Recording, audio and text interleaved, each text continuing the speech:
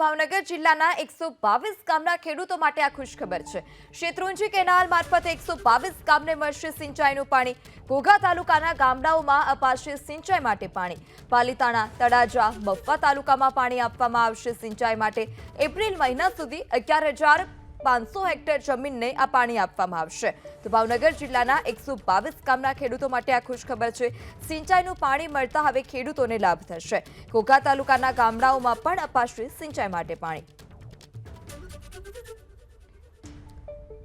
ભાવનગર જિલ્લાના 122 ગામના ખેડૂતો માટે આ ખુશખબર છે।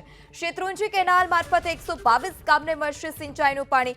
ઘોઘા તાલુકાના ગામડાઓમાં અપાશે સિંચાઈ માટે પાણી। પાલીતાણા, તળાજા, બફવા તાલુકામાં પાણી આપવામાં આવશે સિંચાઈ માટે। એપ્રિલ મહિના સુધી 11,500 હેક્ટર જમીનને આ પાણી આપવામાં આવશે। તો ભાવનગર જિલ્લાના 122 ગામના ખેડૂતો માટે આ ખુશખબર છે। સિંચાઈનું પાણી મળતા હવે ખેડૂતોને લાભ થશે।